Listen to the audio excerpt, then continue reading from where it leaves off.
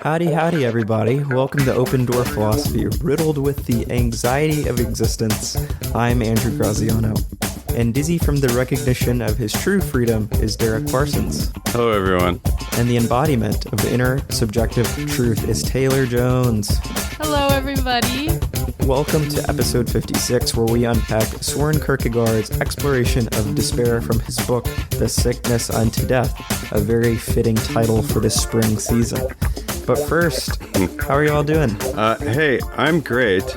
As of recording time, last night I saw Taylor Swift in concert, so I am born anew in the light of her glory, and all is well. So, although I'm very sleep deprived, we'll see how this recording goes. I'm like on 5 hours of sleep. Some would say that's great. Some would say that's awful. It's up to you to decide. The lack of sleep? At least you're not in despair about it. Well, I mean, it's going to be hard to kind of record an episode on despair after going to a Taylor Swift concert last night, but I'll try. I don't know. That sounds pretty easy. No, just kidding. How are you, Taylor? I'm good. The last couple of weeks actually have not been that stressful, surprisingly. Nearing the end of the semester, I thought it was going to be really not fun, but my workload has not been bad.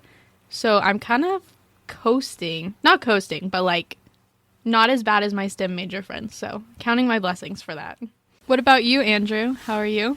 Oh, my past few weeks have been really busy, so I've just been trying to stay above water, but otherwise no complaints. Other than that, just on a lot of flights, visiting some law schools, and that is not exciting at all. So on a lot of flights, visiting law schools. Listen to this guy. That is very exciting. Yeah, that's awesome. I would say. It's not a lot of fun, but it is it is exciting, I suppose. All right. Should we just jump in? Yeah, I guess so. Yeah. Okay.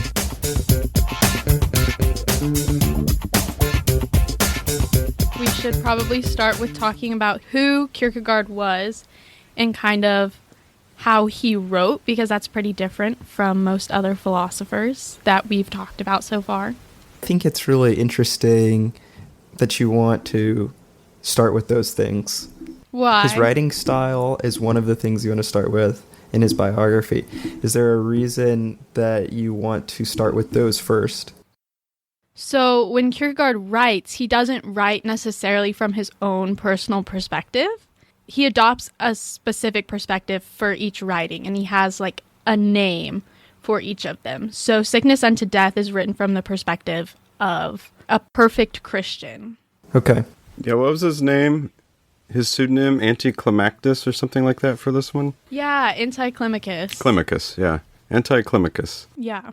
And then he has actually an opposite pseudonym named Climacus that's skeptical about Christianity that he explores in other works. Yeah, it reminds me a lot of actually Nietzsche, how Nietzsche always wore kind of a different mask for each one of his books so that he could talk about those things from that particular perspective. I wonder if that's not necessarily an original idea, I guess, but I wonder if he picked it up from Kierkegaard, because of course he knew Kierkegaard. Well, not knew him personally, but knew of him. Yeah. I don't know. That's really interesting. So it's interesting that, do you want to talk about that? I don't know if that's something kind of central to the work. For long-time listeners will know that we did a episode on Kierkegaard 2 years ago, almost 2 years ago. So we definitely need to do a little biographical kind of context to that, because it's been a long, long while. Mr. Parsons, do you want to take that one? Yeah, sure. I'd be happy to. So Kierkegaard, Soren Kierkegaard, was born in Copenhagen, Denmark, and spent almost the entirety of his life in Copenhagen, which of course was much smaller than it is today. He did spend 1 year away at university in Germany, and that's the only time he lived outside of Copenhagen. He was born to definitely a bourgeoisie class family. They were not nobility, but they had lots of money. His father was a merchant, and Kierkegaard just inherited quite a lot of money from him. He also inherited quite a lot of money early in his life because Kierkegaard's family life is rather tragic. His father died early, as Kierkegaard believed, as a result of a curse, or rather his father believed, his father believed as a result of a curse, he cursed God one time when he was very upset about some things. And his father thought that, like, for the rest of his life, that he had cursed himself. So his father dies early. Most of his siblings die early as well. And Kierkegaard just kind of ends up alone in his young adult life, which, by the way, was not terribly long. And he got sick, right? That's why he died? He died at 42. Yeah, he was 42 when he died. And in fact, he thought he was going to die. I'm just pulling this off the top of my head. I want to say it was when he was 36. He thought he was going to die at the age of 36 or before 36. And that has to do with that whole family curse idea that they cursed God and their family was kind of cursed. But yeah, a tragic life in many ways. When he died, he was just walking down the streets of Copenhagen and sort of lost consciousness. And I believe it was 3 days later that he eventually died. Wow, that's so sad. Yeah. And then he lived kind of a lonely life too, because he was so devoted to his work. We read in one of his journals him talking about how he had been engaged to this girl and he ultimately broke it off because he didn't feel like that was the right thing he should be doing. And there was just nothing wrong with her. She was a great girl. They had a fine relationship. And then just one day he ended things with her and went on to just write. Yeah, it's another great part of the Kierkegaard story. I do remember saying this 2 years ago when we did our one episode on Kierkegaard. Is if you're not into his philosophy, he lived a pretty engaging life if you're just interested in that type of stuff. He did break off his engagement with, her name was Regine Olsen.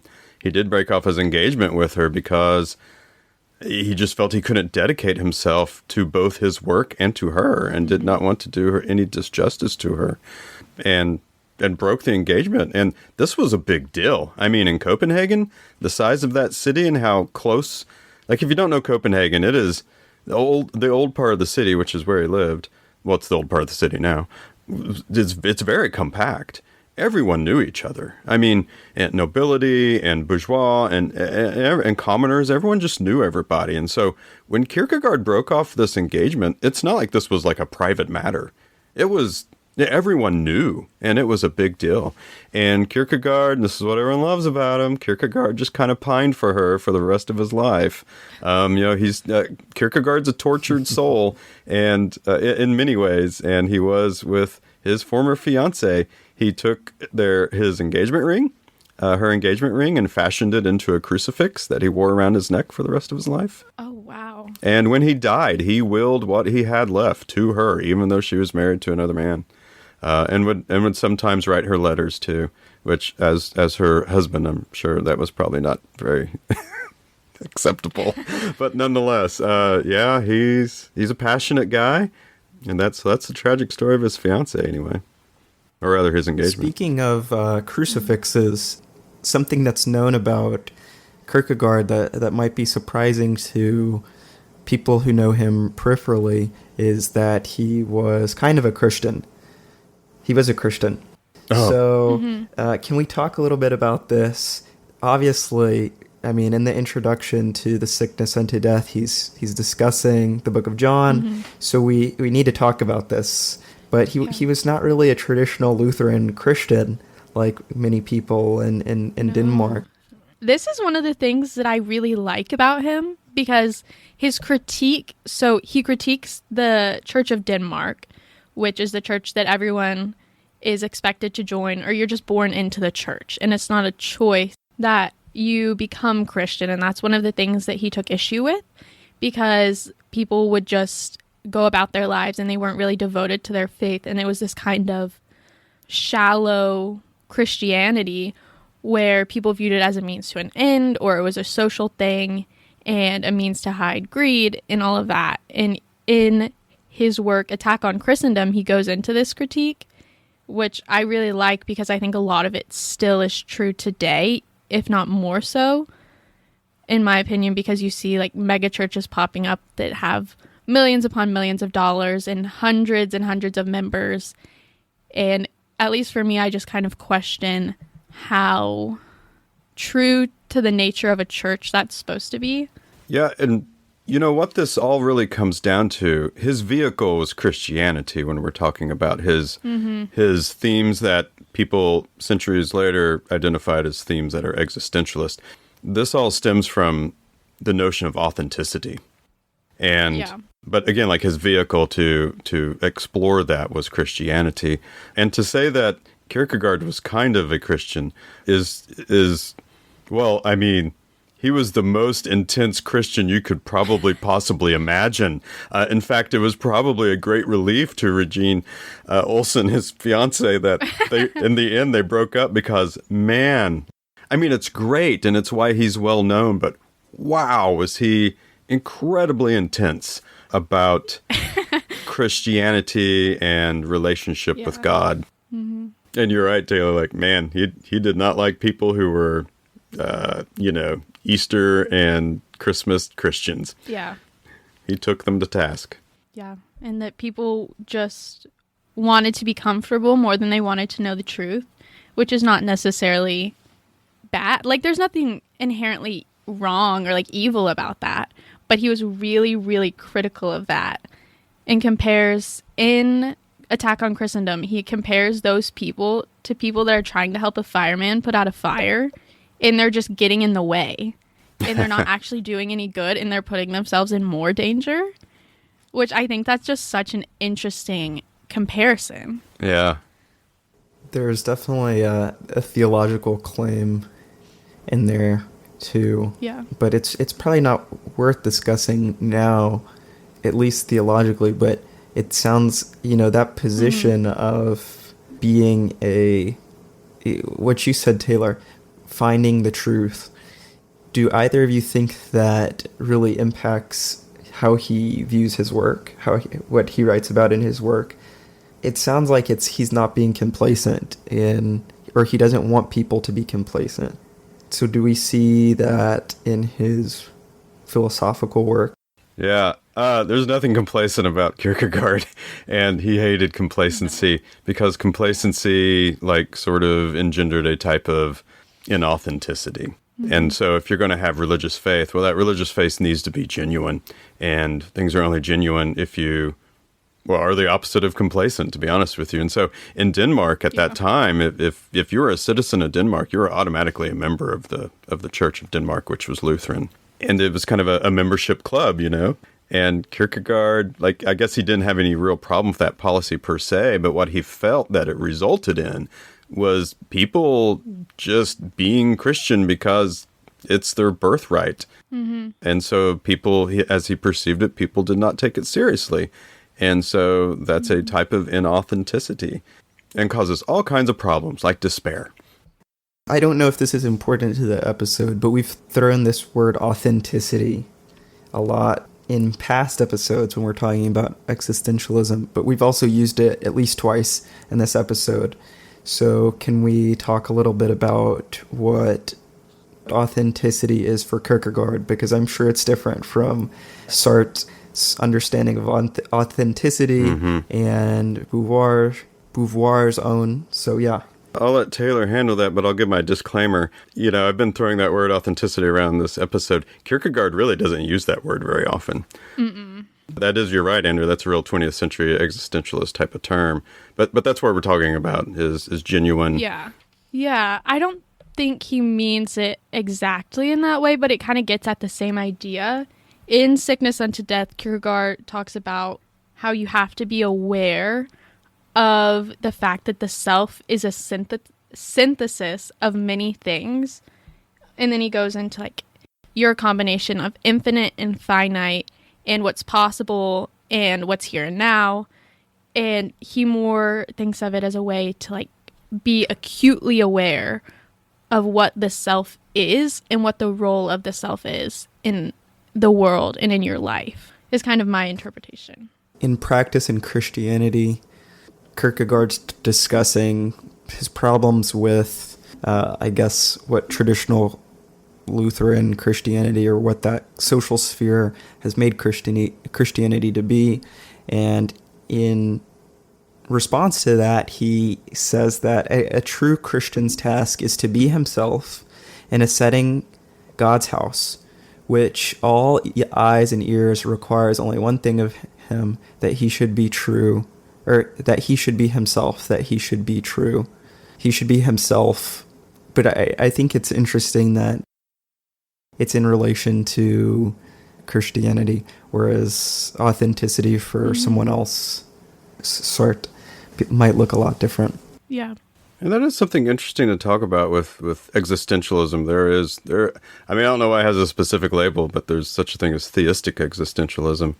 And people like Paul Tillich, Miguel de Unamuno, and Kierkegaard would certainly fall under that. Whereas you definitely have a atheistic existentialism as well. So you got like Nietzsche, Sartre, Camus, Beauvoir. Even Pope John Paul II is discussing in his philosophy uses of phenomenology, certainly something that's rooted in existentialism in his own writing. So I think that's pretty cool, at least. So there's definitely Christian existentialists that go all the way around. Oh, yeah. Yeah. Well, I think that discussion of Christianity is a really good segue into the sickness unto death. In the introduction of the book, Kierkegaard is talking about John 11:4, the discussion of Lazarus's death and resurrection. So I'm interested, Taylor, why is he starting off with this resurrection scene, this death and resurrection scene, and how is this important to the book itself? I think in a lot of ways it parallels his critique of the church, in that he claims that a lot of people are walking around, but they're really just dead. There's nothing going on internally. They're not thinking actively about what they're doing. They don't know who they are.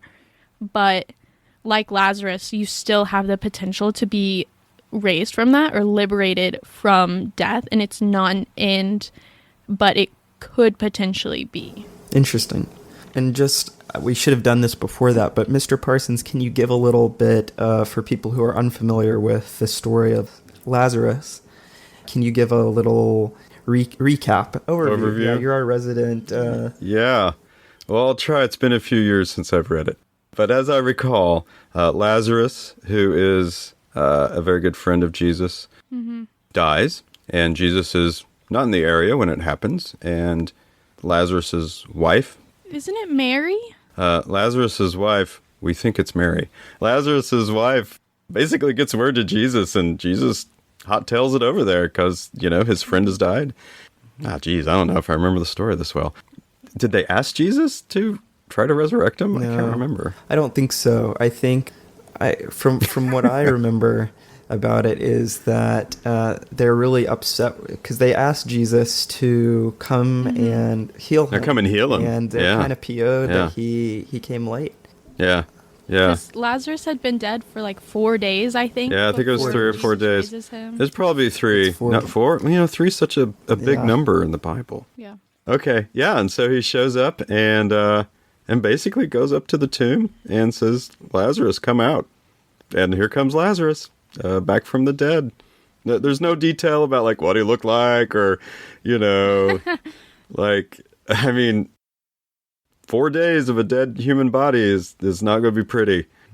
Okay, will have already begun. But hey, that's not really the point of the story. So Jesus heals Lazarus, or rather raises Lazarus from the dead, and comes out of the tomb. And I don't think that Kierkegaard talks about it, but it might be tangentially related.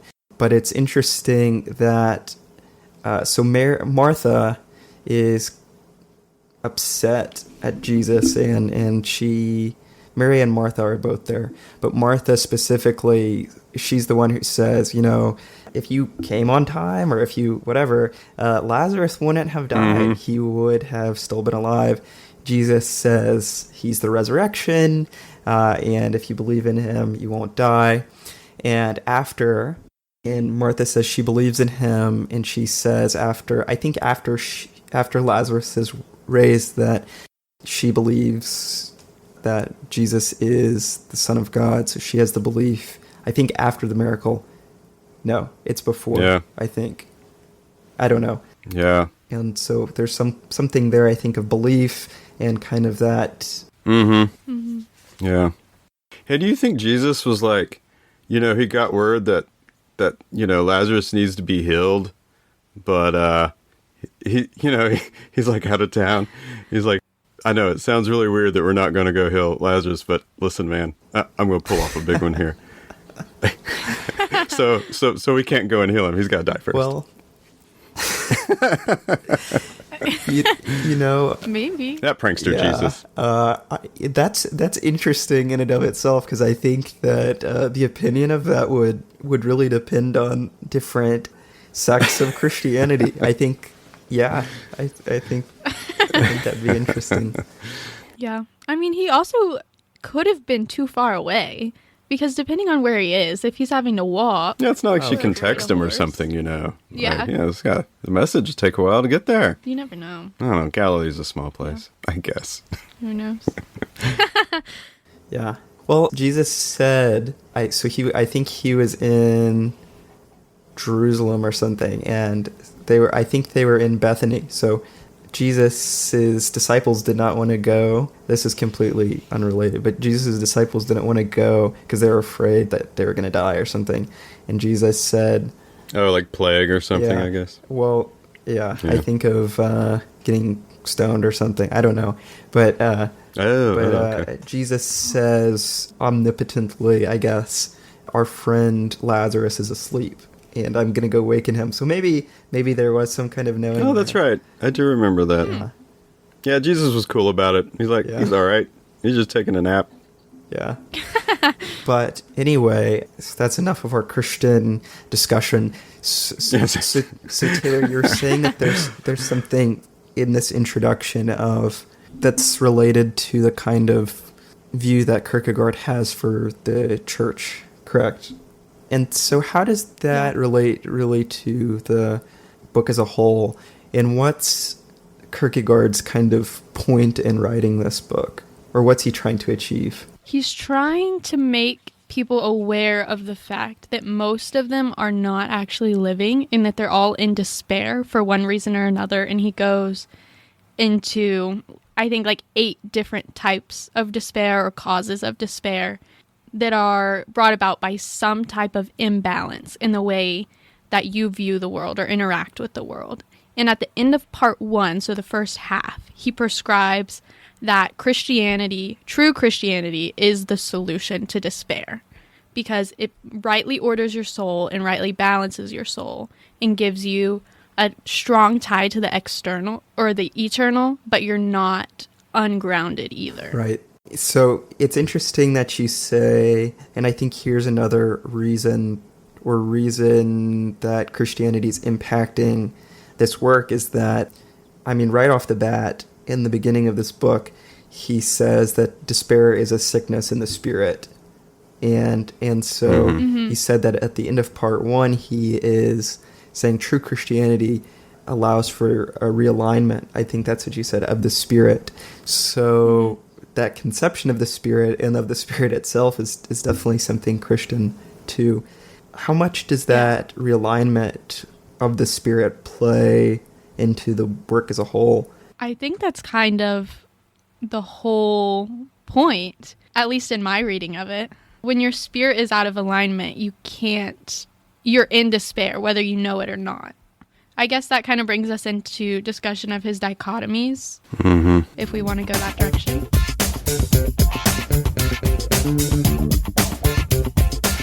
So the first 2 that he introduces are finitude and infinitude, and then he talks about possibility and necessity. So it's these dialecticals that create the despair. And by the way, Kierkegaard says despair is like a universal human condition. Like, we're not getting out of it. Yeah. We can only make it better. And that's by having a close relationship with God. But there's 2 that, like Taylor said, that is mentioned. And so the first, and this is mentioned as prologue, he says, despair is indeed the dialectical. So despair involves this tension between this first dialectical we're going to talk about, which is the infinite and the finite. So finite, of course, is just concerned about temporal things here on earth. It's the things we're concerned about, and we might even say that our ego is concerned about. So that's things like achieving goals, wanting to achieve goals, seeking pleasures of all kinds, acquiring possessions. He was very critical of people and their possessions, which is funny because he was bourgeois. Although, let me reel that one back in. He was as unbourgeois as a bourgeois person can be, if that makes sense. He didn't live in poverty or anything, okay? He had nice houses. But anyway, he was very critical of people's possessions. All he did was write, though. And isn't it like he wrote this book in like 4 months?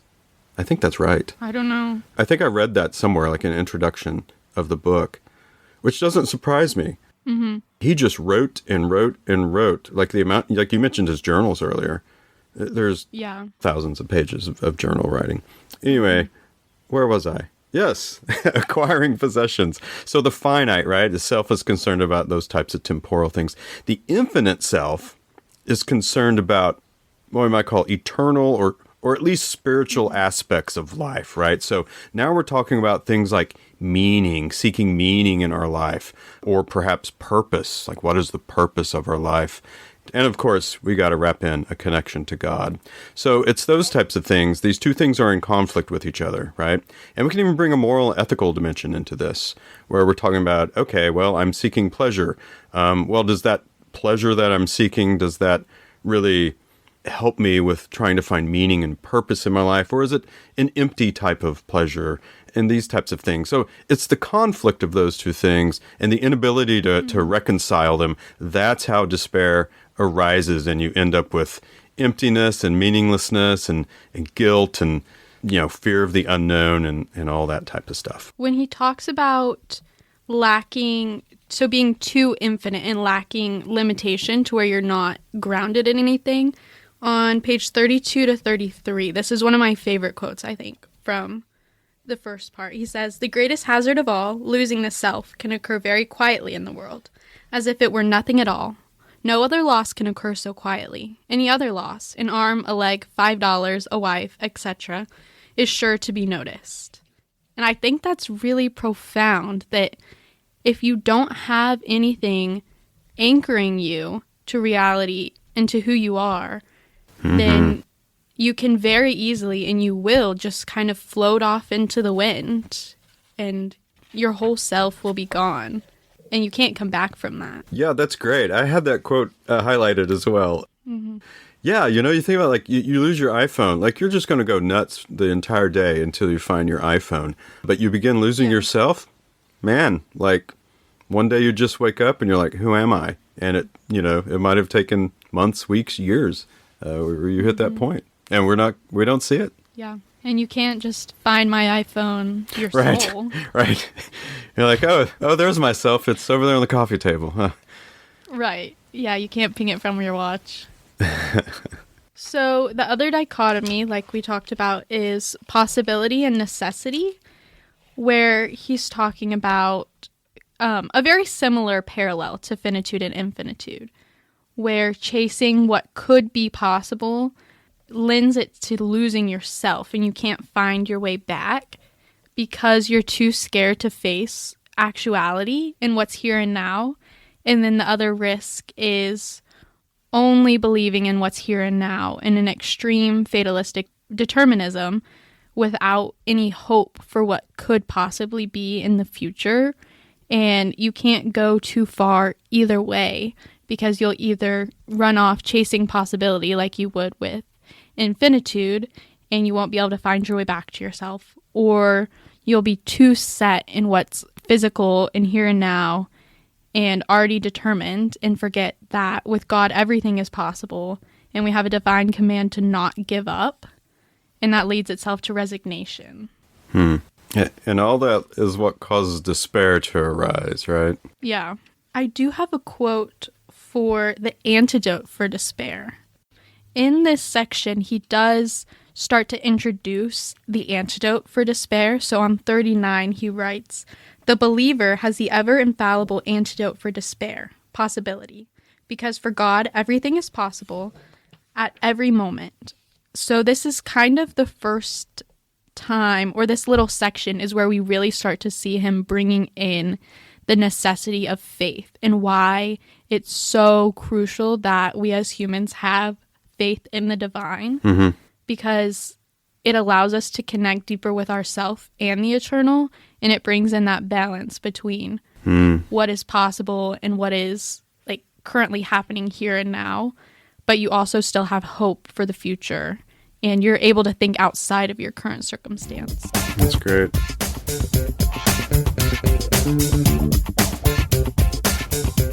All right, dealer. All right. What do you got for us now? Despair seems to be a pretty central concept in, well, now that I think about it, a lot of Kierkegaard's philosophy, but especially in this book. So let's definitely just talk about how he distinguishes different forms of despair in this work. So, Taylor, I think you mentioned that there were 8 types of despair that he categorized. Well, when he's talking about despair, like when he talks about the causes of despair and then kind of subsections of despair. Okay. Yeah, I've got 2 broad ones and then 4 subs. But I have anyway. 3. So we're all on different numbers. All different types of despair. So, Well, Taylor's the expert on this. go ahead, Taylor. Oh, I'm not an expert by any. Oh, you're more of an expert than I am, that's for sure. So what kind of despair do you got for us? Well, this is when he starts talking about the relationship of despair to consciousness. And your degree of consciousness impacts how much you're, one, aware of the fact that you're in despair, and also how intense your despair is. So the more that you're conscious of the truth and like your own reality, the more intense your despair is. But consciousness is also the only way through, which is kind of an ironic juxtaposition. So, Taylor, why do you think that's an ironic juxtaposition? Well, if you think about it, to be conscious, your despair could become like worse. But to make your despair any better or find a way out, you have to be conscious. So it has to almost get worse or have the possibility of being worse before it has the possibility of being any better or alleviated. So like my dog is conscious. So really what we're talking about here is like degrees of consciousness, like serious self-awareness, right? Yeah. Yeah, my dog Alfred is not... Well, I wonder if he's self-aware. He's probably not in despair, though. Alfred's definitely not in despair. Lucky Alfred.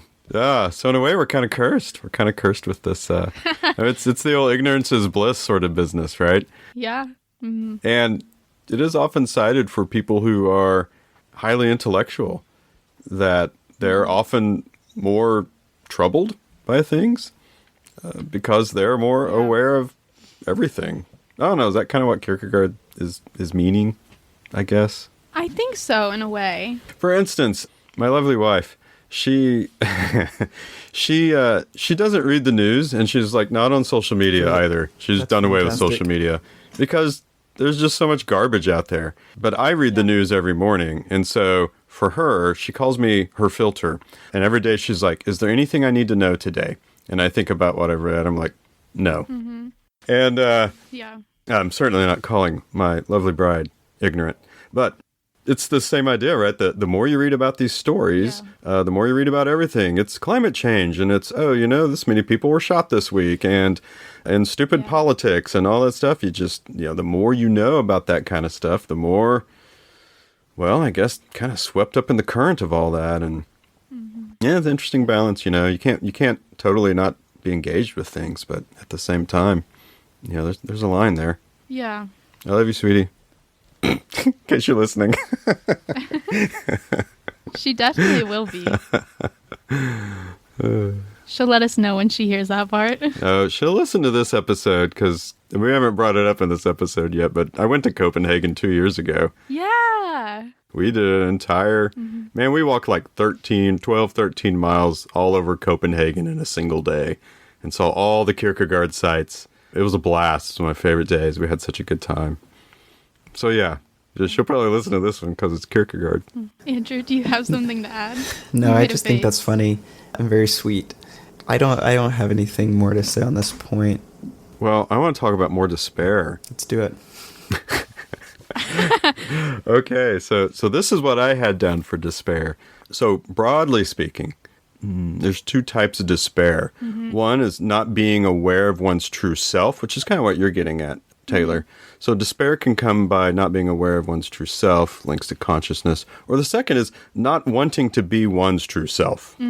So you are aware and you reject that. And that's when you get back into that whole business of, well, seeking pleasures and wanting possessions and all that type of stuff. You're really kind of avoiding your true self by doing that. If we go back, I'm thinking of that Buddhism episode we did a couple of episodes ago, where it says, we have all these distractions in our lives, right?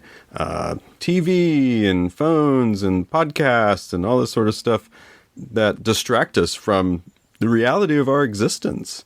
And so, this second point, not wanting to be one's true self, means that you do have an awareness of that and you're actively avoiding it. Do we want to talk about how Kierkegaard critiques Hegel in the first section where he talks about having ignorance of the self? I think it's an interesting critique. Yeah, I have information on it, but I haven't pulled it directly from the text. I have a lot of information on it. I can talk about that part. Yeah. So, I think I really like Kierkegaard now that I'm thinking about it, because reading him, it's a challenge. It is a challenge. It's definitely a challenge. But after going to class and now talking about it, I'm like, I really like his approach. Anyways, that was an aside. No, he's an engaging writer. Very much so. And I guess we'll do a little disclaimer here. Of course, we'll put in the episode notes this particular work, so you can find a link if you want to purchase it. But be warned, Kierkegaard is not an easy read. No. At all. So, if you're new to philosophy, or you might want to pick up maybe a biography of Kierkegaard or something like that, or a book that's specifically a secondary source that discusses his theories and everything. But certainly don't want to dissuade you from grappling with the text. But that's half the fun of it if you like that kind of stuff. Right, Taylor? Yeah. Yes. And the opening chapter is definitely the hardest. But then once you get past that and you understand how he writes, it does get easier. And you know what? Oh, shoot. The Binding of Isaac. Fear and Trembling. Fear and Trembling is the same way, too. You read the first couple pages like, what am I reading? And then it makes a bit more sense as you get along. A good intro book is Patrick Gardiner, I think that's how you say his last name, Patrick Gardiner's very short introduction to Kierkegaard. Oh, I've read that. Yeah, I agree. Okay, I derailed you, Taylor. I'm sorry. No, you're good. He paints this metaphor this is page 43 in my copy, of a house that has 3 levels, and he ranks them. So he ranks yes, that's right. physical, the body, as the basement, and then kind of the first floor is the psychic. So think your psyche, it's your connection of life to your physical body. And then the spirit or eternal is kind of this highest level. And to me, when I was reading this, it reminded me a lot of Plato's conception of the self as having 3 parts. Yep. The tripartite soul. So you have the mind and the spirit and the urges, or that sort of basic conception. So that may be helpful for people that are new to Kierkegaard but are familiar with Plato. And he talks about here how every human is a synthesis of the physical and the psychic, but you have to elevate yourself through knowledge and work to become connected to the eternal. And here he criticizes Hegel for his large conception of this house or building system that categorizes all of human existence. But he says that he himself does not personally live in this huge domed palace, but in a shed alongside it, or in a doghouse, or at best in the janitor's quarters. Were to be reminded of this contradiction by a single word, he would be insulted, for he does not fear to be in error if he can only complete the system with the help of being in error. I love Kierkegaard. He's so saucy. Yeah. Or spicy. That's the right word, right? He's spicy, not saucy. Yeah, so to kind of go into Hegel's broad theory now, do you need to know who Hegel was to really get the sickness unto death. I don't think so. It can add to your understanding of what Kierkegaard's talking about. But Hegel came before Kierkegaard. He was a German philosopher and incredibly influential, like on a public scale. And so really, if you think in our own age, like right now, Hegel would have been someone who was popular in the 1980s, and here we are in 2023. And so that type of thought is a part of just the broader social conception of things. And so Hegel had this conception that he believed the self or the individual is just fundamentally tied to society and community. It's not that we don't have a self, but it's that it is influenced by the cultural and historical and social forces that just surround us all the time, that we're social creatures and we're shaped and formed by all these interactions with everyone else. And that the self is only really able to fully realize itself and its potential within the context of a larger social whole. And when you think of Kierkegaard and his emphasis on the individual and the emphasis on the relationship with God and how that's ultimately a private matter, this is why he pushes back against Hegel, because he thinks Hegel in a way is contributing to what we talked about earlier about all these people just not really being Christians. They're just like publicly Christians or whatever because it's part of their heritage or it's part of their society. And that's why Kierkegaard pushes back against that so hard, because he feels like if you're going to have a genuine relationship with God, which is the unlocking of escaping despair, if you're going to have that, then you have to be able to you have to focus on yourself. You can't just see like, well, it's just society. That's the way it is. Yeah, that people are just constantly trying to run away from themselves and have this busy spiritlessness where they're always doing something, but they're never really doing anything. Yeah. And Kierkegaard critiques them for not having courage to venture out and endure being a self. Yeah. It really does take a lot of courage to be yourself when almost everyone around you is not being themselves and they're just following this path that was already made for them. And they're the person that they were told to be. That really makes me think, when you said courage, it really makes me think of Paul Tillich, who was a 20th century post-World War II theistic existentialist. Wonderful book called The Courage to Be. And, oh boy, hang on. Can I find a quote? Oh, God. Okay. I'm ready. I got goosebumps right now. I love this quote from Paul Tillich. It says, "The courage to take the anxiety of meaninglessness upon oneself is the boundary line up to which the courage to be can go. Beyond it is mere non-being. Within it all, forms of courage are reestablished in the power of God above the God of theism. The courage is to be rooted in the God who appears when God has disappeared in the anxiety of doubt." Ooh. Oh, man. It's so good. You should read it. The Courage to Be by Paul Tillich. We'll put that in episode notes, too. But, yeah, you're totally right, Taylor. Kierkegaard argues that the self is not something we possess. The self is something that we continually create through our thoughts and actions, our interactions with other people. That the self is not a substance of a type of thing, but it's rather a dynamic and fluid process of becoming. Yeah, that's where it just goes off on Hegel. Yeah. It reminds me of Beauvoir's idea of perpetual becoming. You're always becoming a self, but you still are connected to the self that you used to be. You can't escape yourself, right? But you can change. Yeah, it's good stuff. It's fascinating stuff. What do you think about that, Andrew?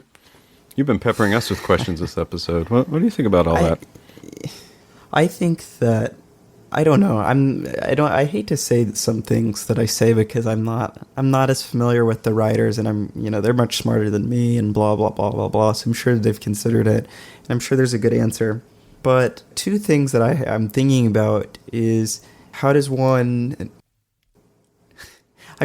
know what a self is? And I think my second question is okay, I'm all for this kind of social becoming and whatever, but it just, and I'm sure he addresses this, but it's just true that there is a part of us that a big part of the self, I think, that is not a part of this, that cannot be shaped by a society. I'm thinking really of physical traits that lead us to develop our conception of ourselves. I mean, the classic example that I'm thinking of is if you imagine someone who has severe disabilities, and this is my classic example that I love to use. If you imagine someone who has severe disabilities who can't connect with their society, are they just kind of screwed on the self front? Are they never going to become something? And so that example just always makes me think that there just has to be something among us or in us that allows us to become ourselves that's removed from society. Mm-hmm. I think Kierkegaard critiques the person that's too connected to society. I don't think he would disagree with you on that point. I think that you probably agree with him a lot more than you may think on that. I'm not sure because I'm not an expert on Kierkegaard, but he critiques being overly involved and like defining yourself by your role in society. Yeah, I mean, really what Kierkegaard is trying to convince us to do is not be sheep. Mm-hmm. And I can't remember if it's Kierkegaard or Nietzsche who uses that imagery, but of course we need to be part of our society, but you can't lose yourself in that. And when we say lose yourself in that, it means we just literally are going through the motions of what society expects of us. And in that way, we become sheep. And of course, again, his vehicle for criticizing all that was Christianity. Everyone was just literally going through the motions in his view. And we're just being a bunch of sheep. Mm-hmm. Bunch of sheep. Yeah, at a couple times earlier in the book, he critiques the mass man that's dictated by society. And then again, he critiques what we called the immediate man that only responds based on like physical stimulus right in the moment. And it identifies himself by externalities and asks like, what would I be without my job or my religion or my car or these things that I have, rather than what he actually is inside. There's a quote from Kierkegaard kind of talks about all this kind of stuff. I believe it's from Either Or, but he says here, "When I was older, I opened my eyes and beheld reality, at which I began to laugh. And since then, I have not stopped laughing.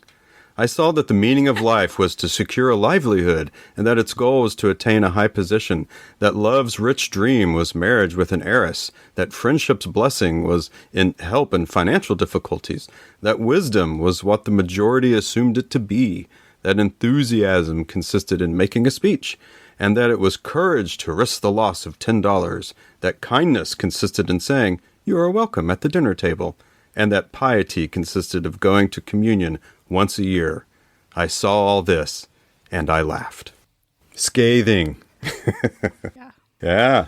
Okay, I get the whole not wanting to be a sheep in society, but doesn't he talk about, I mean, you have to be part of a society to, like, to some extent, right, to recognize the self. Of course. Yeah, I think that's the problem that I have. Well, you might be, maybe you're thinking of this in an either-or kind of way, like a 100%, 0% sort of deal. I mean, Kierkegaard was very involved in society. He took walks every day for hours and hours. He has some quote about, like, there's no problem that you can't walk away from if you just walk long enough. And he constantly, like, everyone knew him. He talked to everyone, no matter what class they were from. In fact, his funeral, which was very controversial because he is so critical of the church and the state-run church, he lived right across the street from the National Cathedral. And there was some dispute about them actually holding his funeral there in the National Cathedral because he was so critical of it. But at the funeral, there weren't a lot of state officials, but the church was packed. And it was packed with people who he had known his life as he walked the streets of Copenhagen. Even in the newspaper, there was all these little illustrations of him kind of making fun of him because he's tall and lanky, and he always had a walking stick with him. He always wore gloves and all this sort of stuff. So, like, he was lampooned, for being such a social guy. So it's definitely not an either-or situation where we're talking about authenticity and connection with community. I think ultimately, and this is a challenge for anyone, whether we're talking about religion or just whatever, is being able to find our authenticity in the roles that we inhabit. Because the truth is, life involves roles. Mm-hmm. We have jobs, we're parents, we're students, whatever. Life involves roles. How can we be authentic in that role while also carrying out that role effectively? That's exactly the part that I have the issue with, though. It's the finding of the authenticity in the roles. It doesn't seem to me that that's... if the authenticity is a good that humans should achieve, I don't think... It doesn't seem to me that... this is how it would, I think... This is a much simpler explanation. I think that just a basic premise that I hold is that a good must be accessible to all humans. Social authenticity is a good, according to Kierkegaard. You find authenticity in the social roles that you have, but not everyone can have social roles. And so that conflicts with a good has to be available to or accessible to all of humans for it to be a good. And so I think there's something weird there. Well, it's hard for anything in my experience in our existence to find something that doesn't have a small outlier that contradicts the theory. And your theory makes sense. Think about it this way, Andrew. Kierkegaard might say it this way. Let's say you do go to church, and you know me, and you know Taylor, and you know many other people who are devout Christians. And you go to church every single Sunday and Wednesday and whenever else the church doors are open. And all that influence on you, none of it can make you have a genuine relationship with God.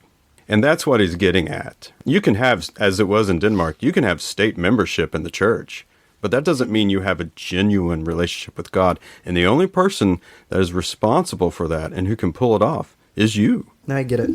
That's one of Kierkegaard's recurring themes, is that the outer life is not the inner self.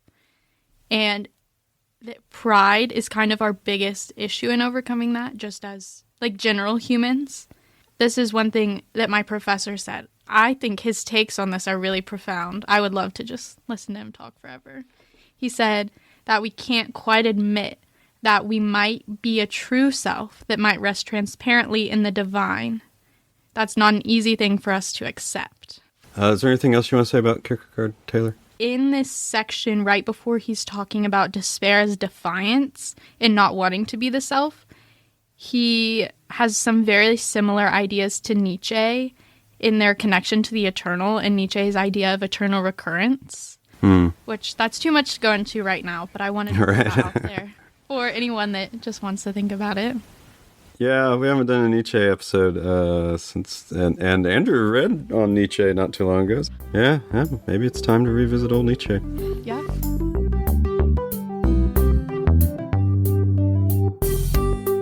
Well, all right, everybody. That's really all we're going to do for now. We could just keep going and going. Yeah. But and we have a whole lot more left here in our show notes, but that seems to be how it goes most shows. So anyway, thank you all for listening. We're so happy that you did. We love what we do. We love doing this podcast, and we're a small podcast. And it doesn't have all the fancy things, or rather, fancy themes. Fancy themes. What's a cool podcast that lots of people listen to? Well, the Joe Rogan podcast was the biggest one. Yeah. I don't know for any listeners of that. Yeah, I don't know. Why is Joe Rogan popular? I've never listened to him. Maybe I did once. What's his deal? What's his theme? What's his category? Self-help? Is he a self-help guy? Is he just a bro? I think he's just a bro. He's just a bro. We're not a bro podcast, all right? No. We're not crypto bros. We're not a tech bros, or anything. We'd love for you to subscribe to our content and like us and rate us and pass us along, because really that's the best way, guys. Word of mouth. But again, we thank you so much for listening. Yeah, thank you, everybody. And we would love to hear from you, whether that's on our Instagram or our Twitter or on our email at contact@opendoorphilosophy.com, or just any other way that you are able to contact us. We're trying to be more active on Instagram. And yeah, if you send us something on there, I will definitely be able to get back to you pretty fast. So if there's anything that you want to let us know or that you would love to hear about, we definitely want to know. And slap that thumbs up on the YouTube page too, and Yeah. a subscription button, and you can leave us comments there. We love to see those too. Absolutely. As always, thank you to Kevin MacLeod for the use of his groovy music in the intro and outro that's playing right now. And I guess that's it. Is that it, guys? That's it. All right. Yeah. That's it. So, remember everybody, we'll be back in 2 weeks with our next episode. But whenever you listen to us again, just remember, when your life is in need of some philosophy, the door is always open.